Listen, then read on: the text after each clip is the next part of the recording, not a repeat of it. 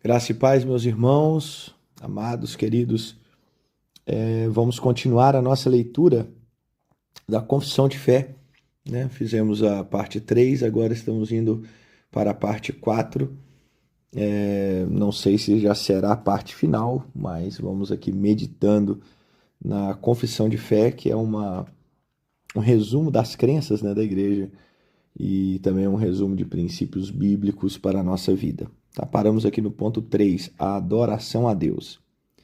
A responsabilidade primária da igreja é a adoração a Deus. A natureza e o conteúdo dessa adoração são determinados pelo próprio Deus conforme nos são revelados na Escritura. A adoração deve incluir o cântico de louvor a Deus, a leitura, a pregação da Escritura e a oração. Em nossas reuniões, normalmente, salvo as exceções, começamos com 2 louvores de júbilo, seguidos pela leitura de uma palavra inicial, uma breve explanação da mesma, 5 minutos de duração, concluindo com uma oração que leva a igreja a clamar ao Senhor, já se preparando para mais 2 louvores de adoração. Na sequência, se apresentam visitantes, futuros membros já crendo que conosco ficarão, após uma recepção calorosa, sempre pedindo uma interação dos membros e obreiros com o visitante, segue o ofertório, a devolução dos dízimos, evitando qualquer tipo de apelação teológica ou emocional para comover os irmãos a darem quantias não sendo livre de espontânea vontade. São convidadas as crianças menores de 10 anos para orar e seguir pelo departamento do Kids. Feito isso, vem a ministração da palavra de Deus, entre 40 e 60 minutos, sendo a mensagem escriturística com propósito e revelada por Deus, evitando qualquer tipo de mensagem de autoajuda vazia de verdades bíblicas, que nada mais é do que palha e não alimento para a igreja. Fica para o final da mensagem um momento de apelo para não crentes e também para cristãos, em busca de mais intimidade. Os avisos da semana encerram e a experiência viva, termo normalmente usado na sede para os cultos de domingo. Tá? Então, esse aqui é basicamente um pequeno roteiro base da nossa liturgia, do nosso culto. Esse roteiro aqui é algo assim, nossa, isso aqui tem que acontecer todo culto. Não, tem salvo as exceções de uma festividade, salvo a exceção de um evento, salvo a exceção, entende? Dá para mudar um pouquinho ali, às vezes, a hora da palavra inicial. Isso aqui dá para ser um pouquinho mexido, mas esse esqueleto geralmente é mantido. Não dá para mudar assim drasticamente, totalmente, inteiramente. Tá? Mas é só para termos em confissão um modelo de liturgia para que outras igrejas que não conheçam aqui Bruxelas, que é a sede, possam também estar nessa liturgia. Ponto 4. A autonomia da congregação local. Cada congregação de crentes tem certo grau de autonomia sob a regência dos pastores, podendo livremente, sem dificuldades ou burocracias, apresentar projetos, ideias e sugestões aos líderes de departamento, pastores sênior, pastores auxiliares, conselho eclesial. Tais ideias e sugestões serão analisados e em comum acordo com a liderança executadas. Então, esse ponto aqui diz respeito a membros, obreiros, voluntários darem ideias, ter esse livre acesso, né? É mais um ponto aqui pastoral, dos pastores darem esse livre acesso, né? O conselho dá esse livre acesso à membresia, a obreiros, a apresentarem ideias, propostas, terem esse livre acesso, porque tem igrejas ou pastores que não querem nem ouvir, né? Já se fecham e falam, não quero saber, não quero ouvir e tudo mais. Então, esse ponto confessional aqui nosso é para que os pastores deem esse livre acesso para os membros comunicarem, falarem o que acham que pode melhorar no corpo da igreja. Ponto 5, os sacramentos. O sacramento é um sinal externo e visível de uma graça interna e espiritual. Foi instituído por Cristo e é representante da sua obra. As igrejas protestantes reconhecem apenas 2, o batismo e a ceia do Senhor. Eles são quase sempre identificados com os 2 sacramentos da igreja do Antigo Testamento, circuncisão e Páscoa. O batismo é um rito de iniciação na igreja cristã. Deve ser administrado pelo uso de água em adultos ou adolescentes a partir dos 12 anos, salvo exceções de maturidade que antecedem essa idade para conseguir crer e aceitar o Evangelho em sua totalidade e plenitude. O batismo nas Aviva Church será administrado por imersão, somente por aspersão em situação extrema de falta de água ou em algum lugar, caso do convertido não poder participar do batismo por imersão.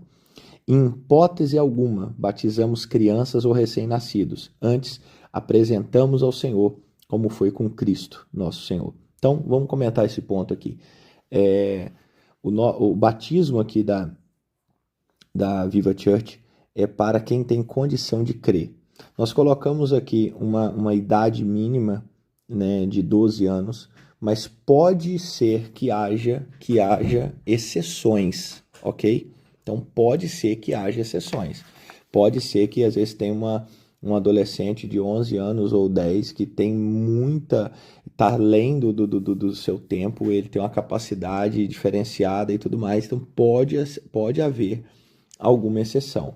Mas no tocante normal, a regra, 12 anos, ok? O batismo é para pessoas que têm condição de crer. Segundo ponto, o batismo é por imersão, tá? Não tem condição de nós batizarmos por aspersão, tendo condição de batizar por imersão, ok? Então, assim, essa visão, né, da Viva Church seria muito parecida com a visão batista, né? Que o batismo é por imersão. Agora, com base no Didaquê, que é um dos documentos mais antigos da igreja, né, era na era apostólica ainda, né, os apóstolos escreveram alguma parte do Didaquê, e com base nisso nós falamos que o batismo é por imersão, mas num caso com falta de água, por exemplo, eu vou no hospital, a pessoa está em casa terminal, não dá para esperar ela sair para ser batizada, e naquele momento ela quer ser batizada, ela vai ser batizada por aspersão. Ok? Eu te convido a procurar aí, assistir o podcast sobre batismo. Tem um podcast que eu fiz só sobre os tipos de batismo e sobre esses pontos aí do nosso batismo, ok? A ceia do Senhor aponta para a morte de Cristo na cruz, usando pão e suco de uva como símbolos do corpo do sangue de Cristo. Não temos bases bíblicas para impedir a participação da mesa do Senhor de quem não é membro da Viva Church, ou quem não é batizado, ou qualquer outra possível proibição que o texto bíblico não faça. Fica na responsabilidade do ministrante da ceia explicar à igreja o que é discernir o corpo e o sangue do Senhor, explicando seus significados para que possam discernir o corpo e o sangue do Senhor. A ceia do Senhor também proporciona aos crentes uma oportunidade para o fortalecimento da fé, a comunhão em Cristo, a nutrição espiritual e, ao mesmo tempo, em que anuncia a morte do Senhor até que ele venha, ok? Então, a ceia fica aí na capacidade do ministrante explicar um pouco, explanar um pouco sobre, para que a igreja entenda, né, os princípios da ceia, o contexto do texto e saber o que é o ser indigno, ok? Então, esse ponto da ceia, eu também te aconselharia que nós temos um podcast aí só sobre a ceia do Senhor. Então, se você, por acaso, tiver alguma dúvida sobre a ceia do Senhor, nesse podcast eu comento um pouco sobre a nossa visão, mas eu também comento sobre as visões que existiram sobre a ceia, né, de cada visão e tal. Então, é muito importante você dar uma olhada lá, ouvir com calma, que vai ter pontos relevantes para a sua vida sobre a ceia e com certeza vai acabar com todas as dúvidas, assim eu espero. Capítulo 9, a tradição. Ponto 1. A existência e validade das tradições apostólicas.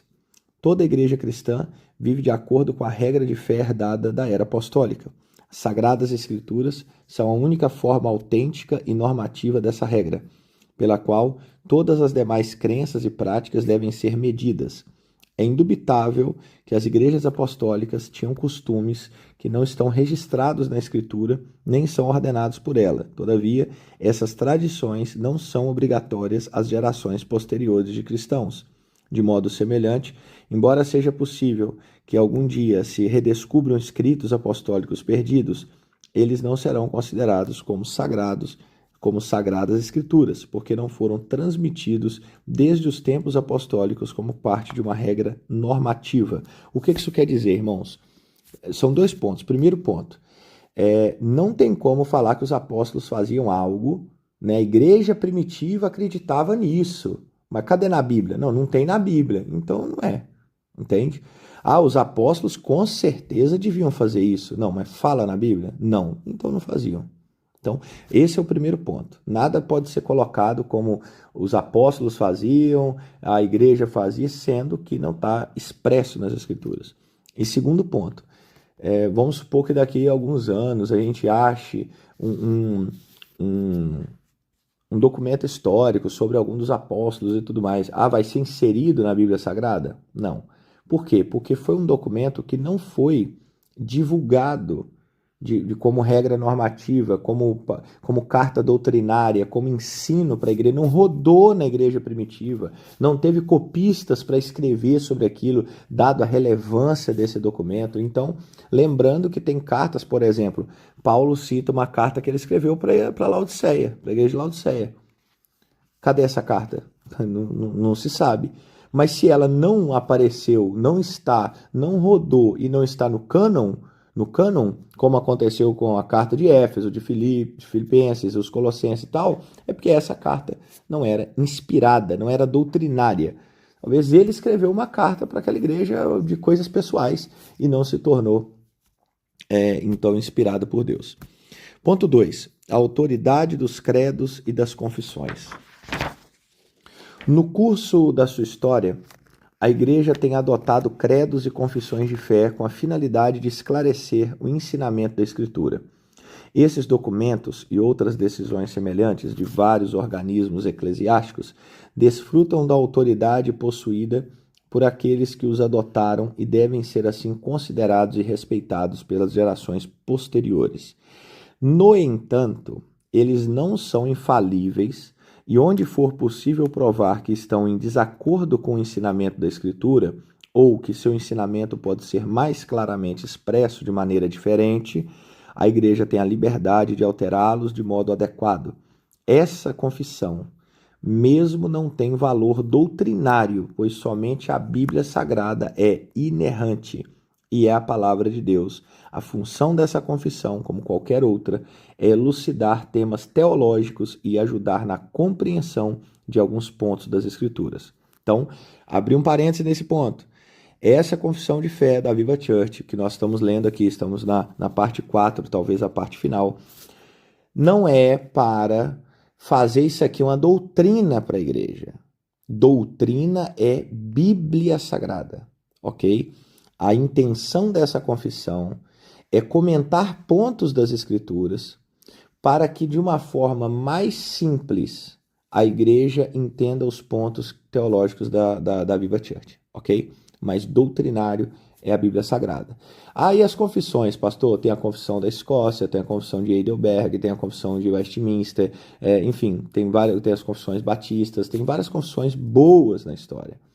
Está de acordo, tem o sínodo de Dort, que tem os cânones, né? Os cânones de Dort, que são sensacionais. Então, a intenção disso é expor as Escrituras, não ser uma doutrina como elas, ok? Então, não está de acordo, estou lendo uma confissão aqui, não está de acordo com a Bíblia. Exclui, deixa, abandona, vai embora. A Bíblia é a palavra de Deus. Ponto 3. A reação dos reformadores às tradições herdadas. Os reformadores do século XVI empreenderam uma avaliação completa das tradições da igreja e abandonaram aquelas crenças e práticas claramente contrárias ao ensino espiritual. Alguns foram mais longe e descartaram tradições que não tinham o amparo da Escritura, embora não fossem também necessariamente contrários a ela. Um exemplo disso foi a comemoração do Natal em 25 de dezembro, que não tem nenhum fundamento bíblico, mas testifica da doutrina do Novo Testamento acerca da encarnação de Cristo.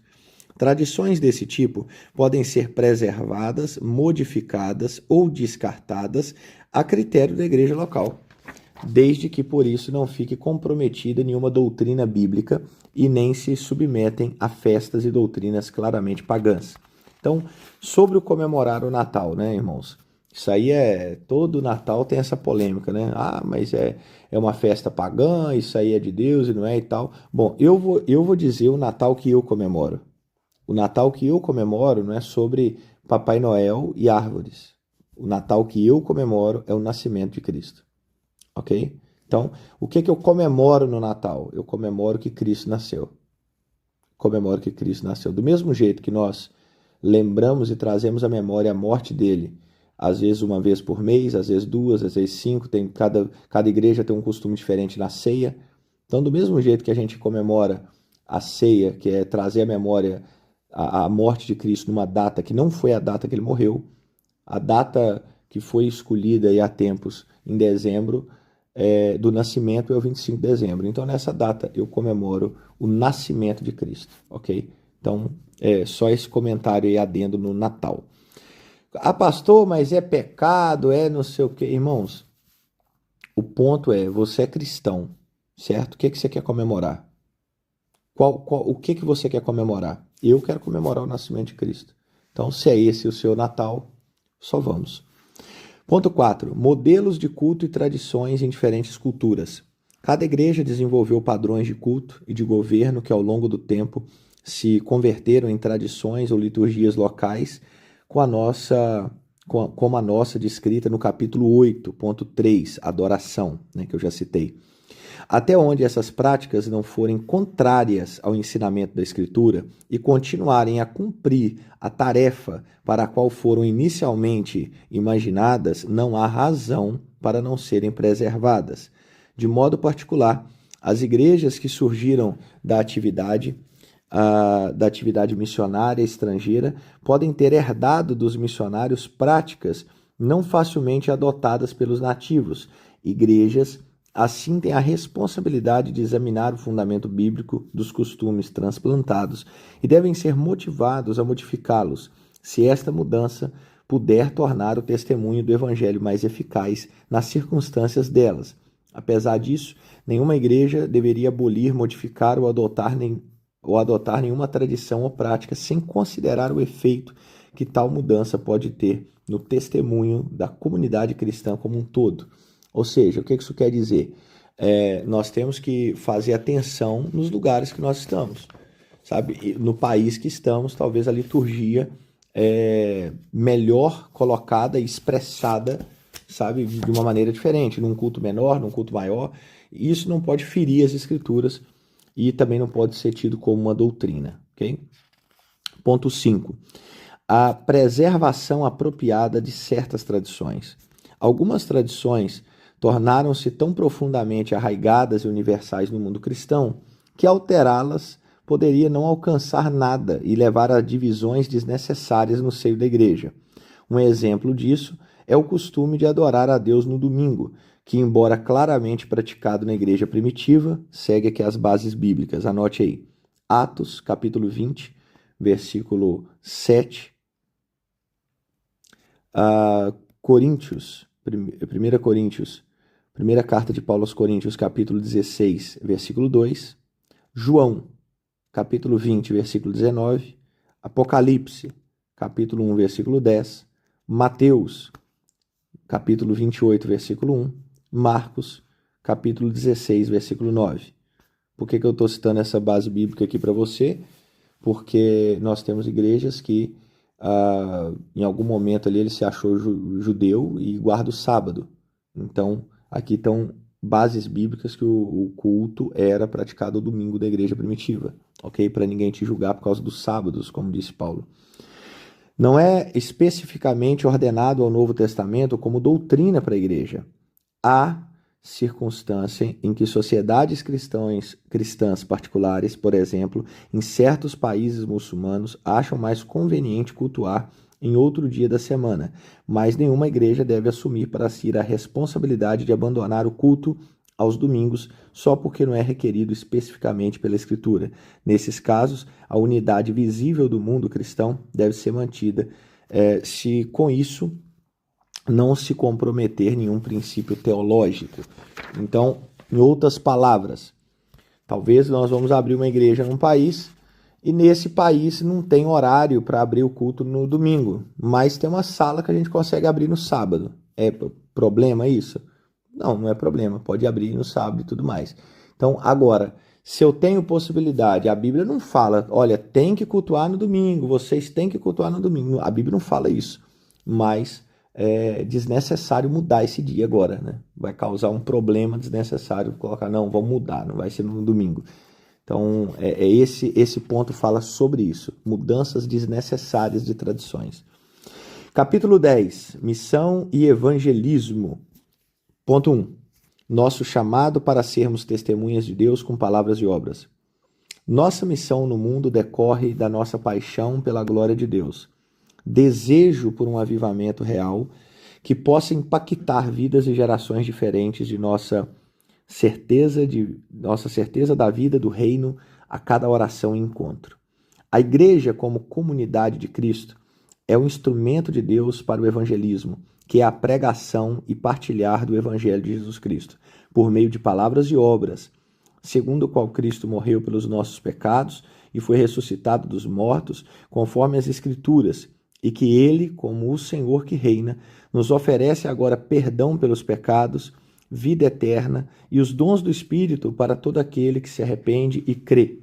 Em obediência à comissão do nosso Deus, temos de oferecer 2 mãos a todas as pessoas. 1. A mão que as chama ao arrependimento, fé e reconciliação eterna com Deus por meio de Cristo e a pregação da palavra. 2. A mão que manifesta ações de misericórdia e compaixão, estendendo a bondade do reino de Deus sobre a terra, no nome de Cristo. Departamento de Ação Social presente em cada igreja local, a Viva Church.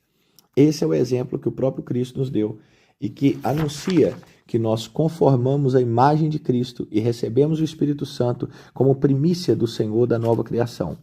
O meio principal do evangelismo nas igrejas à Viva são as células, célula viva, que são reuniões semanais nas casas com louvores, ministração da palavra e momento de comunhão, durando em média 60 a 90 minutos. As células, além de evangelismo, também trazem a proposta de comunhão e crescimento espiritual para os próprios cristãos.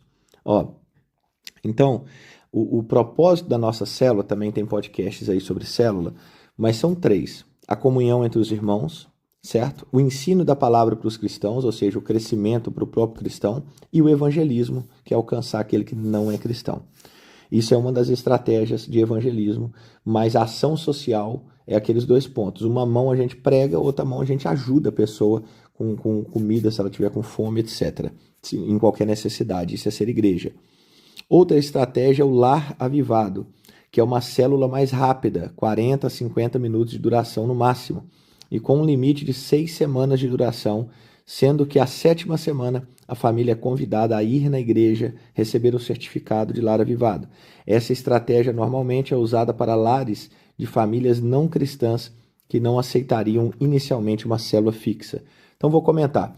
Às vezes você conhece alguém que não é cristão, você não vai chegar para ele e falar assim, isso que é uma célula na sua casa? Nós vamos lá toda semana. Provavelmente ele não vai querer. Então o lar avivado é uma estratégia. Olha, o lar avivado, vamos fazer na sua casa, 6 semanas só 6. E a 7ª você vai na igreja que nós vamos te dar um diploma, um certificado. Aí a pessoa, talvez, né, pelo Espírito Santo, ela fala assim, não, então pode fazer lá em casa. Nessas 6 semanas, Deus vai trabalhando nela, no coração dela, Deus vai trabalhando na alma dela, e com fé nessa ação do Espírito Santo, na 7ª semana, quando ela vir na igreja, se ela não tiver entregado a sua vida nessas 6 semanas, se Deus quiser, nessa 7ª, ela entregará a sua vida ao Senhor. E em muitos casos as pessoas mudam de lar avivado para a célula.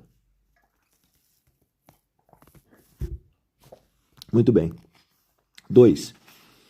A aplicação do chamado à missão. Nossa proclamação do Evangelho tem consequências sociais, uma vez que chamamos pessoas ao amor e ao arrependimento em todas as áreas da vida. De modo semelhante, nosso envolvimento social tem consequências evangelísticas à medida que testemunhamos da graça transformadora de Jesus Cristo.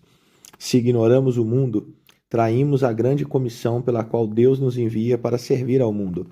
Se ignoramos essa comissão, não temos nada para levar ao mundo. Nossa obediência a Deus, nosso zelo por missões, fazendo-nos confiar totalmente nele. Isso torna nosso testemunho igualmente ousado e amável e atrai a atenção dos incrédulos. 3. a compaixão dos cristãos pelo mundo. Reiteramos a grande necessidade de os cristãos se revestirem de compaixão em nome de Cristo, em meio de pobreza, enfermidades, injustiças e todas as formas de miséria humana. Preocupamo-nos por haver milhões de pessoas nesse mundo vivendo em pobreza desesperada. No chamado para nos revestirmos de compaixão, somos chamados para caminhar com o pobre e transmitir a graça de Deus com uma qualidade de vida espiritual que nos permite penetrar na comunidade que sofre, não como salvadores, mas como servos de Cristo, o Salvador. Uma igreja que sente empatia pelas pessoas e que sente a dor de cada um, fazendo o possível para ajudar, é uma igreja marcante, pois mostramos que nossa prioridade não são números ou cifrões, mas sim almas a serem transformadas por Cristo. Isso aqui é muito importante, tá, irmãos? Nós da Viva Church, a intenção não é pregar para quem tem, né, quem pode, não, é entrar em todas as atmosferas da sociedade e levar o evangelho a todas as pessoas sem distinção. 4. A transformação da comunidade humana.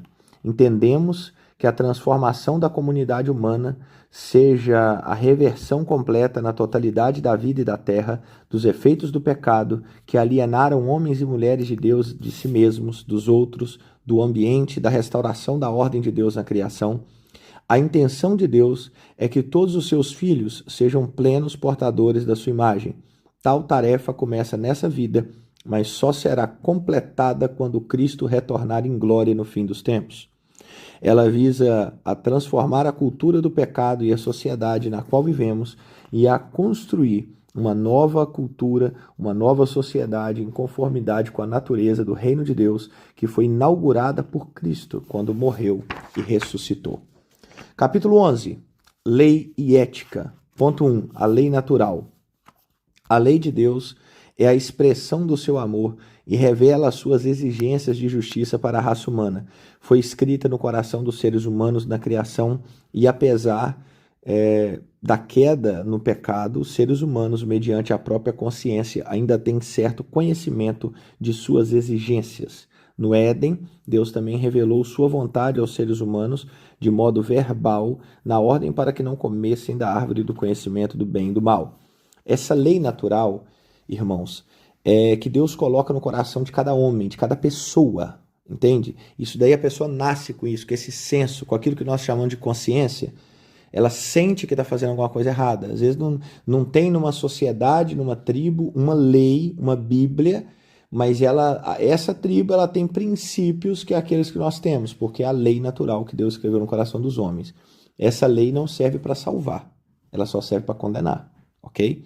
Porque salvação só há em Cristo. Só. Então essa lei é para responsabilizar alguém do pecado. Não é para salvar alguém do pecado. Ok? Porque a pessoa cumpriu a lei natural, então foi para o céu. Ninguém se salva por obras.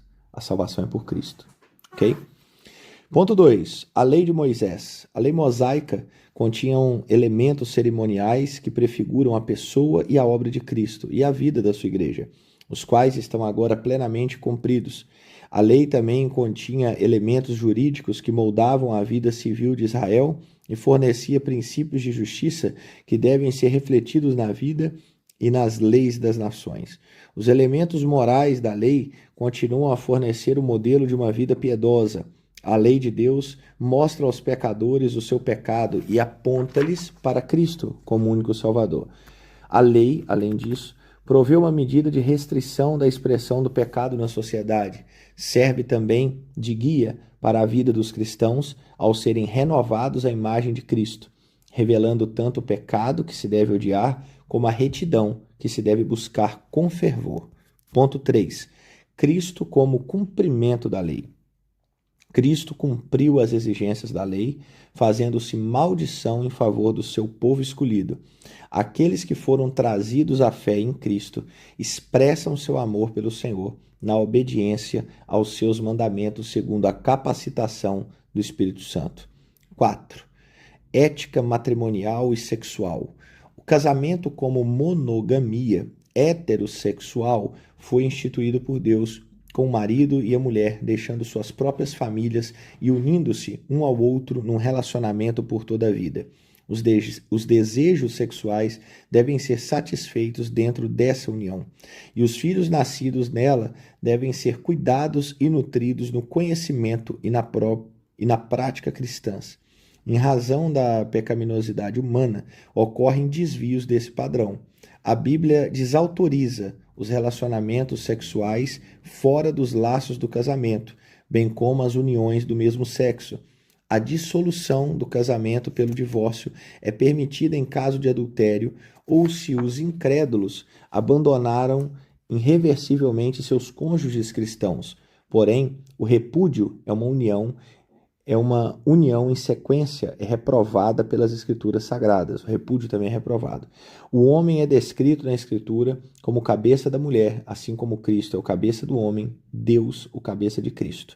A autoridade na família e na igreja é demonstrada amando-as como Cristo amou a igreja. Então, o posicionamento da Viva Church é o relacionamento, né, monogâmico, ou seja, um homem e uma mulher, não tem 2 mulheres, 3 mulheres, 4 mulheres, ou 2 homens, 3 homens, não. É um homem e uma mulher.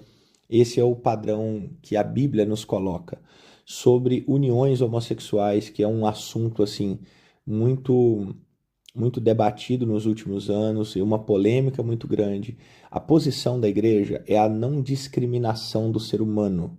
Não discrimina-se a pessoa, porém ensina o que a Bíblia fala. Não é uma opinião nossa que estamos dando, mas uma opinião bíblica, ok? No momento que você se atê às linhas das Escrituras, você não expõe a sua opinião, mas expõe a opinião bíblica, ok? Então, biblicamente, é algo que nós não aceitamos. Do mesmo jeito que a Bíblia condena várias situações que são heterossexuais, a Bíblia também condena situações de união do mesmo sexo. Quinto, planejamento familiar. Planejamento familiar é aceitável, embora a contracepção por meios como a injeção de pílula após a concepção ou pelo aborto do feto é realmente a destruição de uma nova vida. As descobertas científicas humanas, embora intrinsecamente boas, podem ser usadas em desafio à ordem moral de Deus para o seu mundo. A vida e a capacidade de gerar filhos têm de ser vistas como dons de Deus, os quais são soberanamente concedidos. Então, dito isso, nós nos portamos contra abortos, ok? De pegar e tomar pílulas ou fazer certas operações para abortos, tá? Deus deu a vida, então mantenha essa vida. Cada caso tem que ser acompanhado de forma única, isolada, particular, lógico, mas essa visão aqui é apenas uma visão ampla da confissão de fé da Aviva Church. Ponto 6. A prolongação da vida. O corpo humano está sujeito a várias doenças e a medicina moderna tem a capacidade de socorrê-lo com os tratamentos, as operações, os remédios apropriados. Os transplantes de órgãos são extensões legítimas dessas intervenções médicas para curar doenças ou prolongar a vida. Isso tudo é aceitável pela igreja. Ponto 7. A terminação da vida. Da mesma maneira que a criação de uma nova pessoa é ato de Deus, assim também é Ele quem determina o fim da vida de uma pessoa. Tanto a origem como o término da vida estão sob seu controle soberano. No contexto a qual estamos inseridos, Europa, temos conhecimento de casos graves de depressão, onde algumas pessoas, num ato de desespero, procuram uma oportunidade para colocarem fim às suas vidas através da eutanásia. Em alguns países do mundo, esse ato é aceito e normal, mas nós nos posicionamos contra, pois há estágios de depressão ou angústia que Cristo, não há estágios de depressão ou angústia que Cristo não possa intervir. Embora remédios possam ser usados para aliviar a dor, não devem, contudo, ser usados para pôr termo à vida humana. Nem devem ter o propósito de ser usados para causar prazer individual, nem para induzir a estados extrasensoriais. Então, como eu posso aconselhar você, cristão, membro e talvez pastor de uma Viva Church? Num caso desse de eutanásia, Por exemplo, aqui na Bélgica é permitido, o governo dá isso aí, concede para certas pessoas. Nós não podemos virar para essa pessoa e falar de cara, não, não faça e tudo mais, porque essa pessoa pode te processar que você está manipulando ela. Então, o que que faça então, pastor? Você aconselha ela biblicamente, que a vida é um dom de Deus, é esperar no Senhor, é se alegrar no Senhor, é acompanhar essa pessoa, é tentar ajudá-la, é tentar colocar, pedir ajuda de profissionais como psicólogo, talvez, dependendo do caso, um psiquiatra, acompanhar. Porque em alguns casos, se você falar não faça de cara, pode ser que dê um processo e um problema grande, porque a pessoa tem a liberdade dela e ela pode falar que ela está sendo coagida pelo líder da igreja. Então, tem que ser falado, acompanhar essa pessoa, falando com muita cautela na Bíblia, para que ela, talvez, então, se Deus quiser, mude de ideia. Okay? Capítulo 12. Escatologia, que é o ensino, né, a doutrina, o estudo das últimas coisas. Ponto 1. O plano eterno de Deus. Desde o exato princípio do tempo, havia uma promessa de completude no final do período probatório de Adão, o descanso do sábado de Deus, a promessa da vida eterna precedente da árvore da vida. Tudo isso antecipava a intenção de Deus de aperfeiçoar aquilo que ele tinha feito muito bom. Paulo via a ressurreição, ou recriação, do último Adão como cumprimento da criação do primeiro Adão, antes da queda. A história da redenção é consequência dos propósitos salvadores de Deus e culminou na vida e morte do Salvador, na conquista da salvação para as nações e na recriação escatológica do céu e da terra. No tempo presente, aqueles que estão unidos a Cristo já sentiram o poder do mundo por vir pelo Espírito que vive neles, mesmo que provem a morte, já têm uma ideia da ressurreição futura. Sobre nossa opinião escatológica, aqui agora nós vamos começar a tocar na nossa visão confessional escatológica. Isso aqui é onde entram as polêmicas, né? As duas polêmicas da confissão é a soterologia e a escatologia. Soterologia já falei um pouco, né? Só um pouco, mas agora estamos vindo para a escatologia. Note aqui um ponto importante, que nós que temos o Espírito Santo em nós, é como se o Espírito Santo já colocasse um par de lunetas, né, de binóculos nas nossas vistas, para já ver pela fé aquilo que Deus tem preparado para nós e sentir um pouco do céu ainda estando morando nessa terra. Mas vamos à nossa opinião escatológica, confessional da Viva Church. Nós entendemos ser mais coerente com as Escrituras e com a patrística, documentos dos primeiros séculos da igreja, o aliancismo progressivo, pós-tribulacionismo, amilenismo, e interpretando o Apocalipse não de forma cronológica, mas de forma cíclica, como interpretava Vitorino de Petóvio, um dos pais da igreja morto no século III. Então vamos lá de novo na nossa opinião. Aliancismo progressivo, pós-tribulacionismo, amilenismo, e interpretamos o Apocalipse de forma cíclica. Pastor, isso aí o senhor falou grego para mim. Então, vou te dar um resumo. Talvez eu penso que futuramente nós vamos pegar alguns podcasts desse para estudar cada ponto desse aqui, sabe? O aliancismo progressivo, em resumo, não faz diferença entre Israel e igreja. Então é diferente do dispensacionalismo, que fala que Deus tem um projeto para Israel e outro para a igreja, certo? Então, o aliancismo progressivo entende que Israel, ele foi importante no Antigo Testamento, por quê? Porque Cristo nasceria lá. Então, a glória e a honra é toda a Cristo. Não é porque Israel foi uma estrela na testa, não. É porque Deus escolheu um lugar do mundo para Cristo nascer. E o lugar que ele nasceria seria Israel. Então, a importância de Israel é Cristo.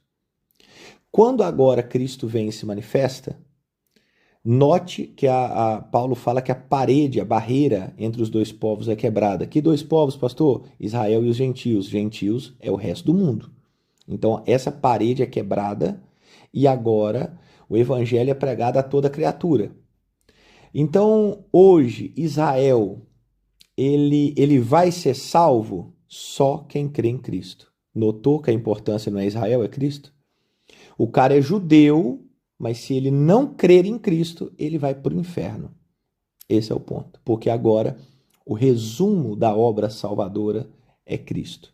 Então, ao contrário daqueles que pensam que Deus tem um tratado com Israel, e Israel,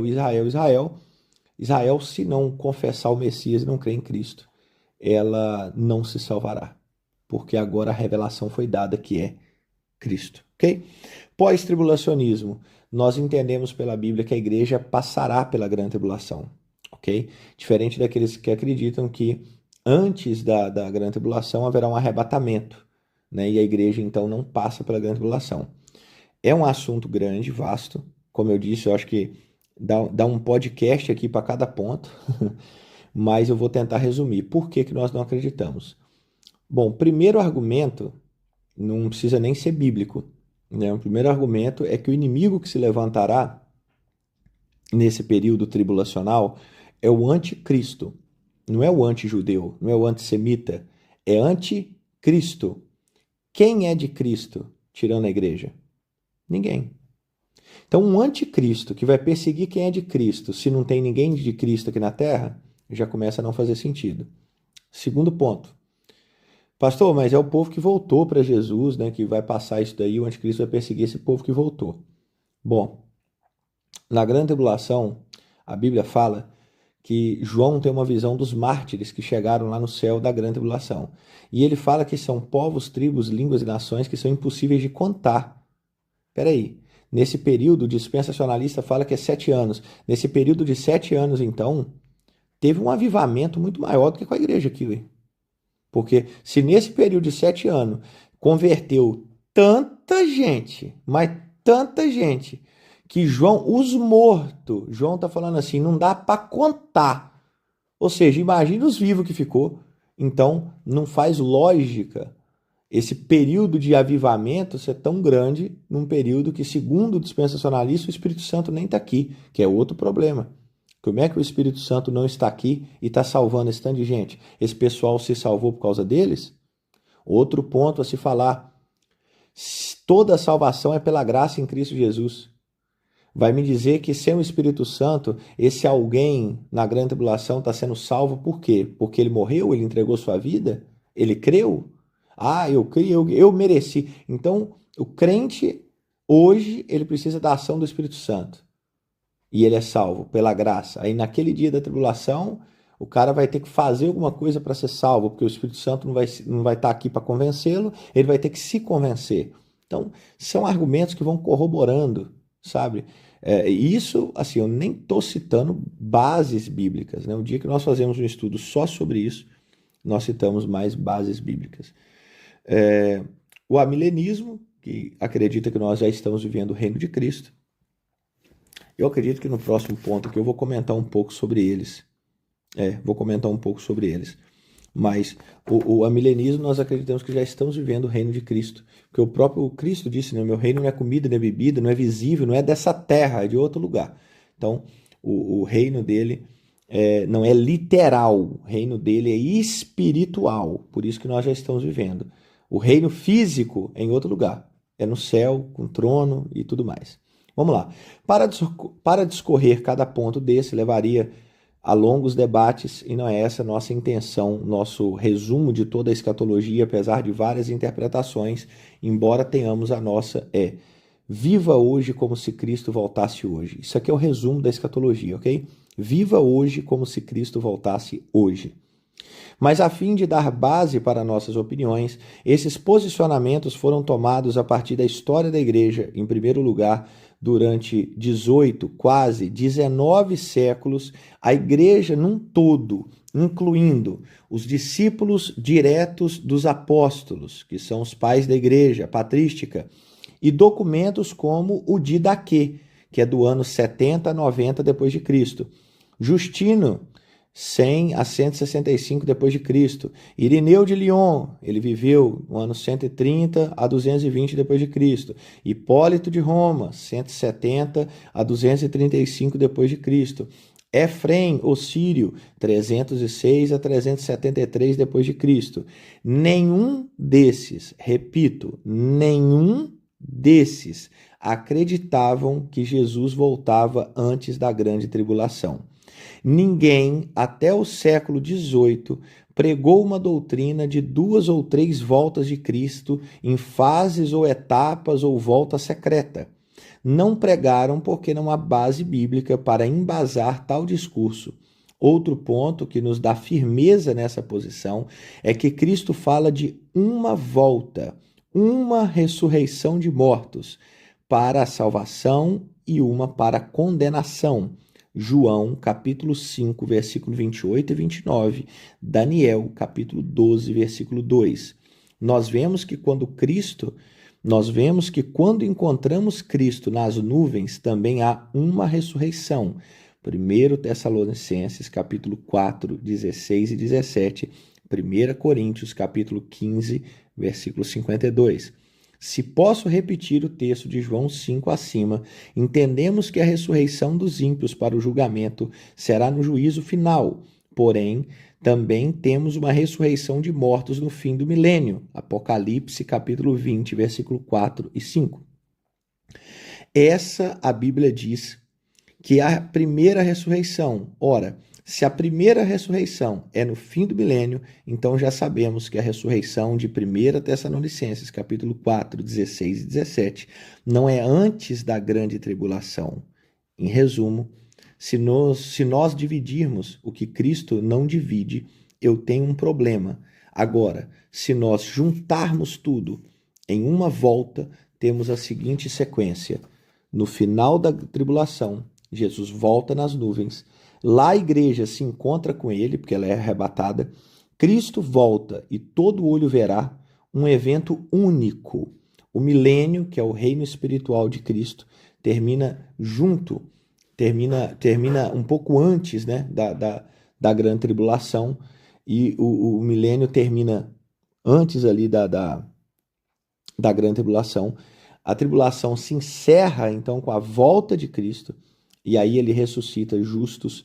Nesse mesmo dia, né, ele ressuscita justos na sua volta e ímpios, que será o julgamento, sendo o dia do seu juízo. Então, eu estou lendo aqui, pode parecer um pouco errado, que eu errei uma palavra aqui, eu vou falar de uma forma mais fácil. Antes da grande tribulação começar, tem o fim do milênio. Porque no fim do milênio, Satanás é solto. Quando Satanás é solto, começa a grande tribulação, certo? No final da grande tribulação, Jesus vem nas nuvens. Aí, nesse final da grande tribulação, Jesus aparece nas nuvens, a igreja é arrebatada, o corpo é transformado. Nós chegamos até no céu. Tem as bodas do Cordeiro, tem o tribunal de Cristo. Pastor, mas vai dar tempo? Irmãos, nós estamos falando de evento espiritual, não cronológico. O Cronos é diferente do Kairos. Né? Cronos é tempo do homem, Kairos é tempo de Deus. Então não precisa ter tempo de relógio, sentar numa cadeirinha, isso é coisa humana, ok? Então nós encontramos nas nuvens, já acontece o encontro do noivo com a noiva, que é as bodas do Cordeiro, já acontece o tribunal de Cristo, e nesse mesmo momento Cristo desce com a sua igreja glorificada. Ali ele põe fim à tribulação, ali já tem a ressurreição dos justos, já aconteceu, que é a igreja, né, já subiu arrebatada. Ele põe fim, prende, né, lança no lago, Satanás, anticristo, falso profeta, besta, acaba com isso tudo, morte.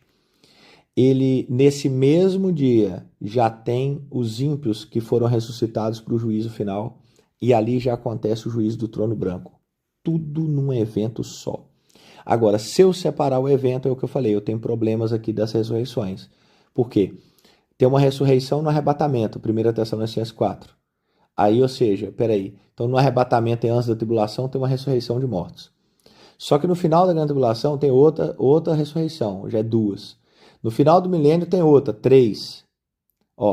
Que tanto de ressurreição é essa? Aí no juízo final é os ímpios, 4, ó.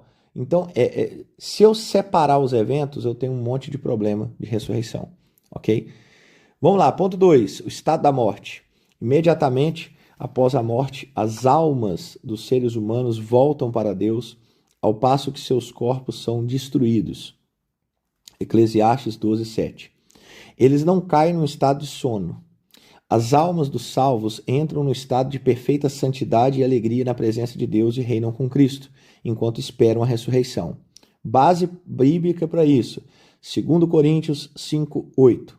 Lucas 16, 19, 31. Apocalipse 6, 9. Lucas 23, 43. Essa felicidade não é impedida pelas suas lembranças da vida da terra. Eclesiastes capítulo 9, versículo 5.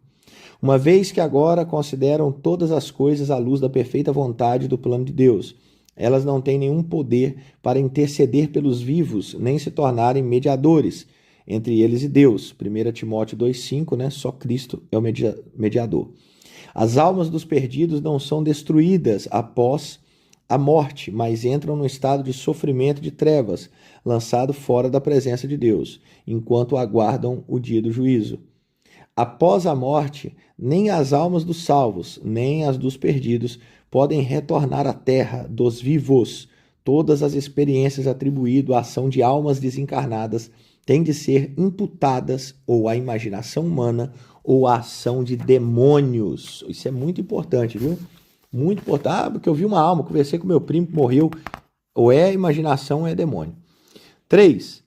A segunda vinda de Cristo. A ressurreição de Cristo, seguida do envio do Espírito Santo, inaugurou uma nova era, que a Escritura denomina de últimos dias.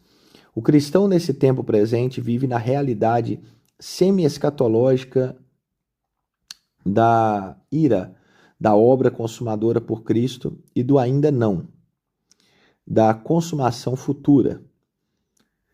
Um dia Cristo voltará a este mundo de maneira visível, no corpo glorioso da sua ressurreição, de maneira que todo mundo verá. Ele virá em poder com os seus santos anjos para trazer salvação aos seus e julgar com os ímpios. As Escrituras nos exortam rigorosamente a estar prontos para a vida de Cristo. No entanto, não nos dão um calendário nem sinais de quando poderá ser. A igreja é encorajada a orar pela volta de Cristo e a apressá-la pela pregação do Evangelho a todo mundo. 4. A ressurreição dos mortos. Os mortos que pertencem a Cristo serão ressurretos pelo seu poder, com um corpo semelhante ao dele e apropriado para o estado eterno da comunhão com Deus e gozo perpétuo. Quanto aos perdidos, eles também serão ressuscitados, mas para o juízo e o castigo eterno. Esse destino deveria nos fazer tremer e temer e nos impulsionar a pregar o Evangelho da graça salvadora de Deus e todas as nações, a todas as nações. A identidade pessoal, tanto dos salvos como dos perdidos, será a mesma que tinham na terra, mas seus corpos serão transformados em suas substâncias e propriedades. Quinto, juízo final. Cristo retornará a este mundo como seu juiz, pois é o Filho do homem e o Rei que reina sobre ele eternamente. Ele julgará os vivos e os mortos e não mostrará nenhum favoritismo nem parcialidade. Os eleitos serão declarados justificados por conta da morte e ressurreição de Cristo em favor deles e serão convidados a entrar no reino eterno. Os ímpios e réprobos serão condenados justamente por causa de seus pecados e iniquidades e lançados fora de sua presença, juntamente com Satanás e os demônios. Enquanto isso não ocorre, os cristãos devem apoiar todos os esforços legítimos para trazer justiça a esse mundo, sabendo que a justiça plena e perfeita será cumprida no fim dos tempos. Quanto às recompensas que Cristo prometeu ao seu povo, as Escrituras dizem pouco, mas o suficiente para nos dar motivação adicional para a obediência e fidelidade. 6. O milênio. O intervalo entre a exaltação de Cristo e a sua segunda vinda, ou seja, o tempo presente em que as boas novas do Evangelho e suas bênçãos são dadas a conhecer às nações, tem sido reconhecido pela maioria das igrejas como o milênio referido nas Escrituras. Alguns, entretanto, apegam-se ao período literal de 1000 anos de governo de Cristo na terra após a vinda de Cristo. Mas não existe pré-reino. Ele já reina. Satanás não pode parar o avanço da igreja e a pregação do evangelho. 7. A nova criação. Após a volta de Cristo, Deus recriará o universo físico. Seu povo ressurreto, investido de imortalidade e perfeição, viverá sob o governo de Cristo nesse novo céu e nova terra para sempre. Tá? Esse agora é o último capítulo, é o capítulo 13. Tá? Eu queria tocar com você aqui esse capítulo 13. Eu sei que nós já estamos com o tempo avançado, mas é uma esticadinha para nós terminarmos aqui a confissão de fé, para não ser necessário gravar outro, né? E esse ponto aqui não vai encher um podcast inteiro. Capítulo 13. Doutrinas teológicas e sistemáticas. Olha, esse capítulo é para falar a posição que a igreja abraça e a posição que ela permite, ok? Então, assim, tem posições teológicas que é a nossa posição confessional. Tem posições teológicas que, se a pessoa tiver, a Igreja Viva Church permite. Mas tem posições teológicas que a Igreja Viva Church não permite porque são heresia. Então vamos ver isso aqui agora. Número 1. Posição adotada pela Igreja.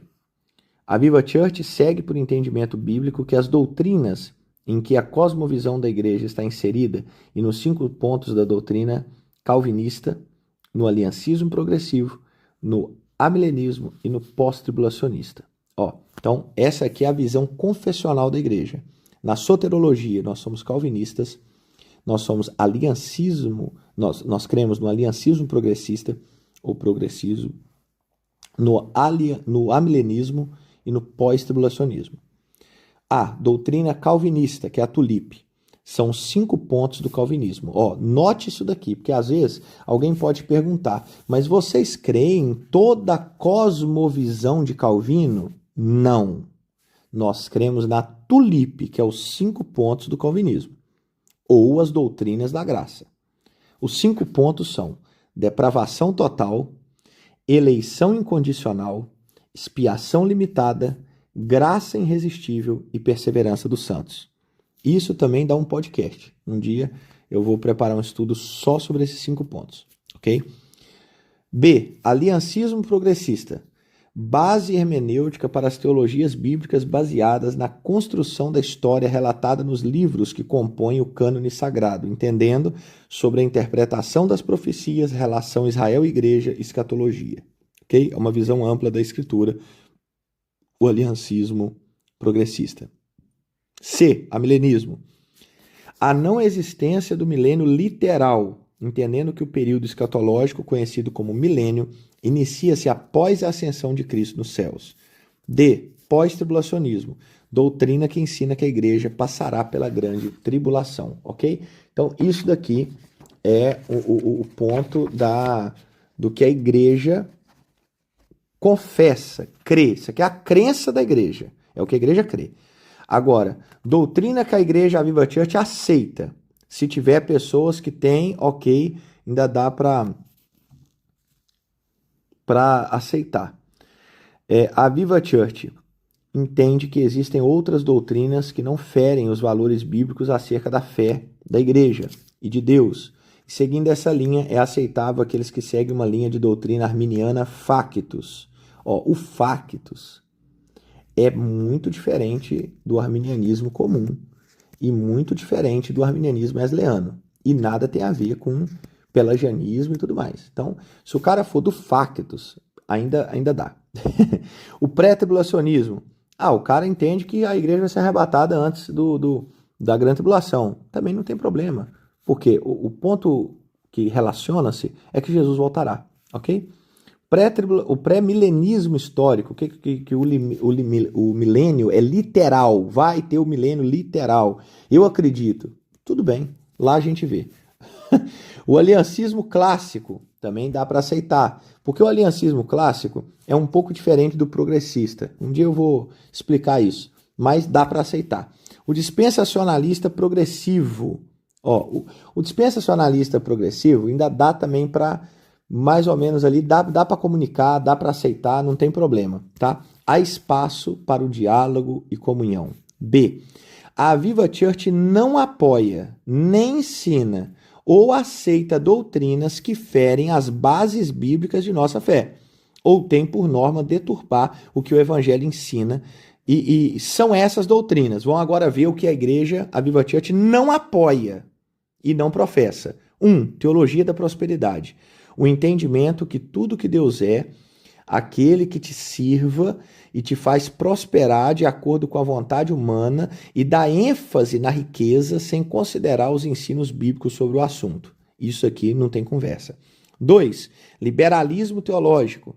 Representa a tentativa de abordar o cristianismo de uma perspectiva crítica aberta, desconsiderando eventos sobrenaturais, sem negar ou menosprezar a importância da experiência religiosa e do comprometimento religioso.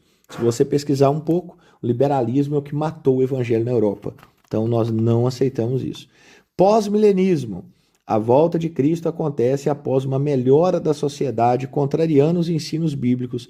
O evento do milênio precede a volta de Cristo. Então, o pós-milenismo não tem conversa, porque o pós-milenismo, ele acredita assim, a coisa vai melhorando, melhorando, melhorando, a sociedade vai melhorando, depois que tá tudo bem, você tá entendendo? Depois que tá tudo certo, todo mundo, algodão doce de morango, Jesus volta. Não é isso que a Bíblia fala. A Bíblia fala que vai haver uma grande tribulação, um problema, tumulto, e o sol escurece, lua em sangue. Então não tem nada a ver com o ensino bíblico. Quarto ponto que não tem conversa, o ensino preterismo. O ensino que o período do milênio já aconteceu, rejeitando parte das escrituras. Preterismo não tem como. 5. Arianismo e macedonismo, que é a rejeição da divindade de Cristo, negando a trindade divina, enxergando apenas ao Pai como Deus, rejeitando tanto o Filho quanto o Espírito da posição de Deus, como podemos entender na Bíblia. Então, esses dois pontos, que tira a divindade de Cristo, o Espírito de Deus não é Deus, e tal, isso aí não dá. 6. Novacionismo, representa a tentativa de abordar o cristianismo de uma perspectiva crítica, aberta, considerando eventos sobrenaturais ou negar, menosprezar a importância da experiência religiosa. É quase a mesma coisa que praticamente as mesmas palavras, né, da teologia liberalismo. Então não dá para nós. 7. Maniqueísmo.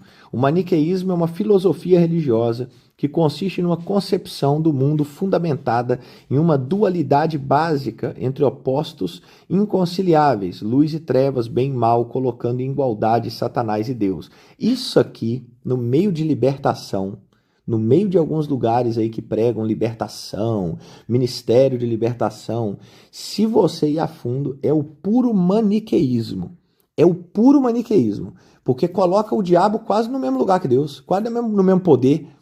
Tudo é o diabo que fez, é o diabo que manda, é o diabo que... Meu amigo, o diabo só vai onde Deus deixa, tá? Então vamos lá, 2, outra doutrina, 8, é a oitava teologia ou doutrina que a Igreja Viva Church não aceita. Docetismo, nega a realidade do corpo de Cristo, alegando que Cristo não existiu em corpo físico, apenas uma projeção astral. É uma loucura, né, irmãos? É uma loucura. 9. Pelagianismo ou semi-pelagianismo. Atribui o ato da salvação às obras do homem e entende que depende do homem ser salvo, negando a doutrina da graça, onde a salvação vem por Cristo mediante a fé concedida por Deus. Então, pelagianismo e semi-pelagianismo também não tem conversa. Porque se eu for santo eu vou para o céu. Não, você é salvo, por isso que você é santo. Aí você vai para o céu. Não é a força motriz aí, não está em você, está em Deus. 10. Gnosticismo. É uma filosofia que acredita que o homem por si pode transcender e tornar-se Deus. Também é outra loucura. É um resumo do gnosticismo, mas é uma loucura, né? Então, qualquer pessoa que se adere a esses tipos de doutrina, teologia ou filosofia contrárias às doutrinas bíblicas aceitas nessa confissão de fé, devem abandonar essas ideologias e converter-se a Cristo, porque elas são contrárias a Cristo, ok? Essa confissão de fé foi aprovada e assinada pelo Conselho Eclesial no ano de 2024.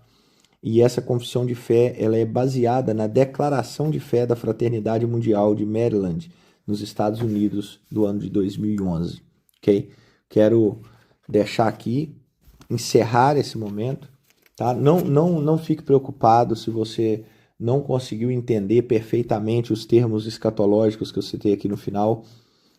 Futuramente, a nossa intenção é fazer Spotify estudando cada um de forma separadamente e assim trazendo mais luz ao seu entendimento, ok? Deus em Cristo os abençoe. Eu espero que essas explicações possam ter tido sucesso na sua vida, possam ter te ajudado a entender um pouco mais sobre a confissão de fé, sobre a Bíblia Sagrada e sobre aquilo que nós cremos, ok? Deus abençoe muito a sua vida. Eu me despeço com a paz do Senhor.